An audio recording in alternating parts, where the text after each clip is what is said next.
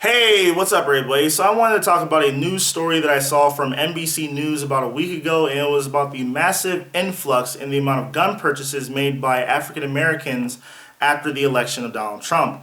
Now, NBC News stated in their news article that to the gun stores that they reached out to and actually responded, the gun stores said that they've seen about a 4 to 5 times increase in the amount of black people coming in to purchase firearms. And also, African American gun clubs are reporting on saying that their attendance on average has doubled since the election of Donald Trump. Now, it's not shocking that this is happening due to the fact that Donald Trump has ran a campaign of bigotry. He has incited violence at his rallies against minorities. And when people say, "Oh, he's not racist," well, back in the '90s, he had to settle out of court because he was discriminating against African American families who wanted to live in his residential properties, and when they would come in and try to purchase or like rent out the property or whatever, they would put a C next to their name for colored, and Donald Trump had to settle out of court. So it is what it is. But a lot of African Americans, they view gun ownership. It's a very wide spectrum. I don't like when people put us all in one. It's like they want to generalize all black people into one distinct block of people, and it's just not like that. I know a lot of black people who are like, why do you need a gun if you're not a criminal? And then I know a lot of black people who are like, oh well, if you want to protect yourself and your family, why would you not want to have a gun? And in my family, my grandfather was because I grew up without my dad because he was killed before I was born. But my grandfather, he introduced me to I think he was the first person that let me hold a firearm. And I think I was like 9 or 10 years old. It was one of his rifles, and he just like let me pick it up. It was unloaded, and it was really heavy, and I almost fell over because it was like I think it was an M1, and he like put the strap on my shoulder, and it was like, oh my god, this is freaking heavy. And yeah. And then also I was in Boy Scouts where during summer camp I was able to shoot firearms. And then a lot of people in my family. I have a very large family, and I have a lot of veterans in my family. I have uncles who are cops.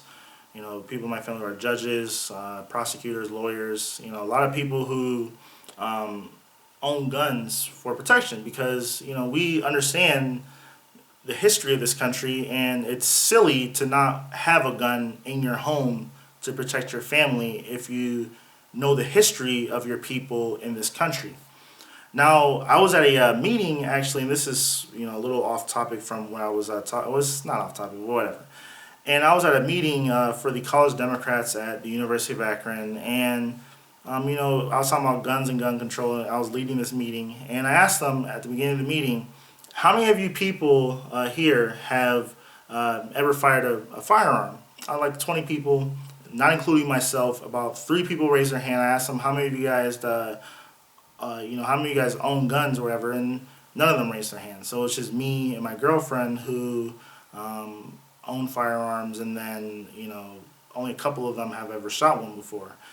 And so it's a lot of these people is like there's definitely a very high stigmatization of firearms. A lot of them have fears of firearms, but I tried to dispel a lot of the myths of gun ownership. I tried to persuade them to why owning a firearm is about protecting your family, etc., and things like that. But in terms of like this news story.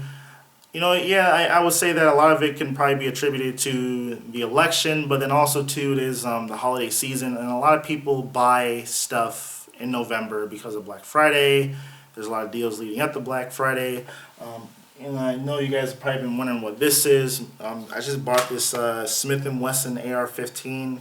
I think it usually went for like, what was it? I would say it probably went for about $680, and I bought it for like no, it was right. I think it was like $700 gun before, and then I bought it for about $640ish. No, it was like $620, but then with taxes like $650, $660 or whatever. and I like it. I have this like little tradition where every Black Friday I always purchase a firearm because usually in the cities in Akron and specifically where I live at, there's not a lot of gun stores, and um, so when I go up to where my girlfriend's from, and we're on our way back to Akron, there's crap tons of gun stores out there, and usually I just pick one up, and I right now I have about 7 guns. Maybe I'll do a video, um, you know, showing you guys all my firearms. I actually have a crossbow that I got from a house I was um, cleaning up or whatever. It was my girlfriend's dad's rental property, and they left a crossbow because they were like they weren't paying their rent or something like that.